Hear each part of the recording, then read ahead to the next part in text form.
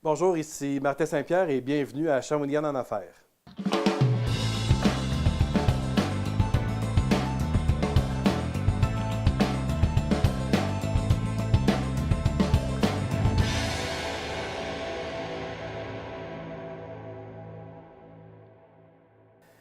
Comme vous le savez, l'économie locale de Shawinigan renferme plusieurs secteurs d'activité très diversifiés.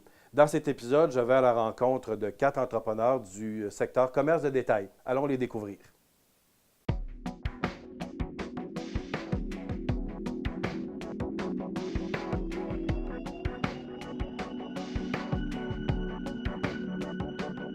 Au début, on était plus manufacturier parce qu'on n'avait pas vraiment d'espace détail. On avait un petit, mais c'était plus des amis ou des connaissances qui venaient. Puis là, en ayant comme ici un espace vraiment ouvert au public, bien, on a les commentaires directs des gens, plus de gens qui viennent. Donc, ça l'affecte notre production aussi, à savoir tel produit, comment qu'on les fait, les grandeurs, le sizing et tout, là. Parce qu'au début, on aurait pu juste se lancer dans le détail puis vendre nos trucs directement aux clients, mais moi, j'avais le goût de... Je voyais plus loin puis essayer de rentrer dans d'autres boutiques. Comme un de nos premiers clients, c'était Yeti à Shawinigan, après ça, Yeti Trois-Rivières, Yeti Montréal. Dans l'Ouest canadien, c'était vraiment quelque chose aussi. Là. Des catalogues, j'en envoyais pendant, sérieusement, des années avant que finalement j'ai eu une réponse ou de quoi. Puis pendant ce temps-là, je m'adaptais, je voyais la réponse, qu'est-ce qu'ils me donnaient et tout. Fait qu'on a eu le temps de s'améliorer là-dessus. Dans 10 ans, peut-être, on aimerait ça avoir un autre point de vente à Montréal. C'est sûr, États-Unis, ou même le marché de l'Europe, mais j'essaie vraiment de vivre au jour le jour. C'est sûr que dans le business, c'est bon de se faire des plans à court, moyen et long terme. Mais là, c'était vraiment l'espace détail. Ça fait pas longtemps qu'on est ici, on s'est concentré là-dessus. Après ça, c'est de bien fournir nos clients en gros, d'être capable de produire à temps. C'est 2 collections par année. Fait que là, le prochain projet, je pense, ce serait un point de vente à Montréal. Ça fait une couple de fois qu'on en parle, peut-être d'ici 5 ans.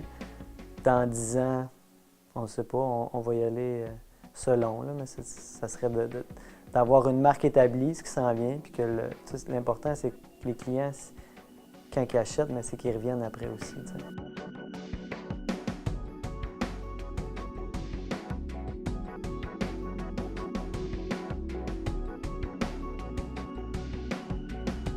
En partant, ça prend quelqu'un qui est visionnaire. Je crois qu'un bon leader aujourd'hui, ça prend quelqu'un qui est visionnaire. Ça prend quelqu'un qui est polyvalent. Ça prend quelqu'un qui doit être capable de gérer tout.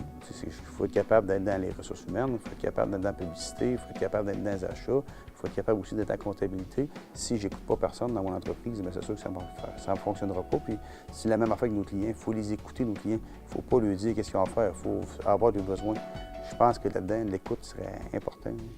Si en partant, je peux être un super de bon vendeur de meubles, mais si mon entreprise n'est pas rentable, ça ne donne absolument rien.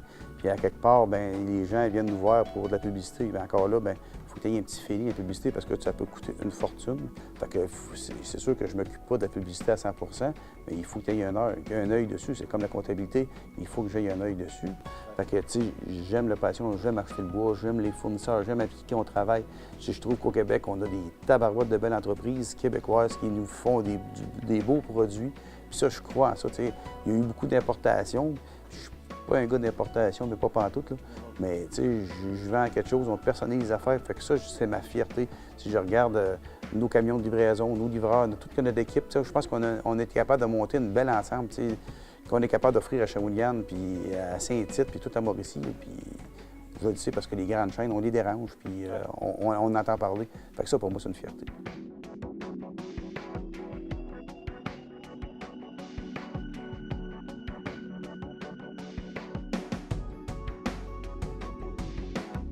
Ma plus grande réalisation est en premier lieu l'ouverture sur le boulevard Trudel, la boucherie à Shawinigan.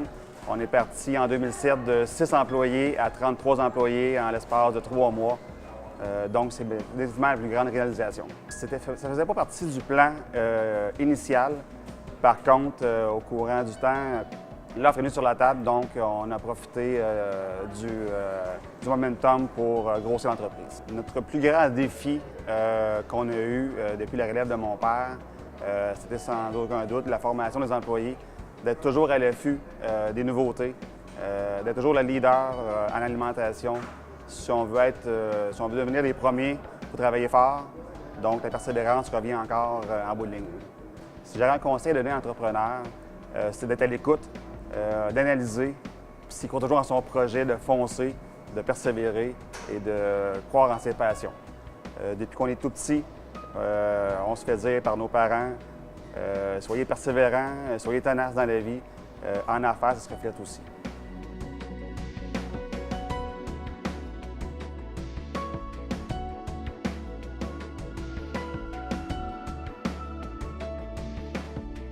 Je pense que le défi est toujours là, mais c'est pas, je vais rester dans mon domaine, c'est pas de partir une entreprise ou un magasin, parce que moi, je suis un détaillant de vêtements.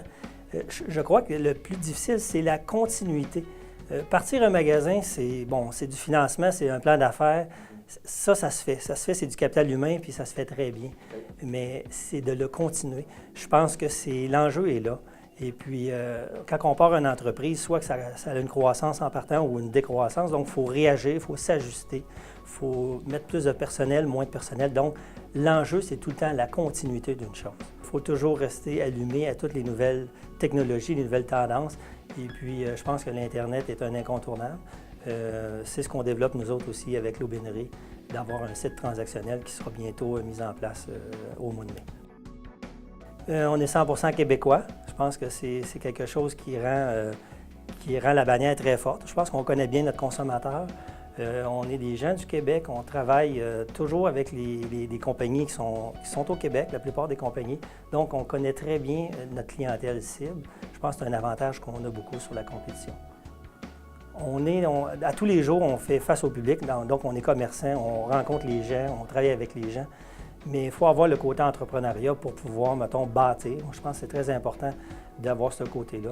Et puis, quand on a un côté entrepreneur, je pense que ce qui est important, c'est de toujours grandir, de faire croître l'entreprise. Donc, je pense que c'est le désir de créer quelque chose, de laisser quelque chose, de créer de l'équité pour pouvoir toujours aller plus loin. Je pense que c'est le défi d'un entrepreneur.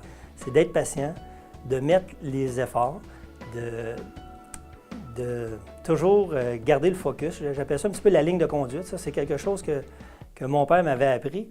Je ne comprenais pas trop quand j'ai commencé en affaires. Il disait, garde ta ligne de conduite, ton core business. Je ne comprenais pas, mais en vieillissant, on réalise qu'il faut que tu gardes ton focus. Si tu es bon dans telle chose, tu restes dans cette ligne-là, puis essaie pas de t'éparpiller. Je pense que c'est le meilleur conseil que je pourrais te donner.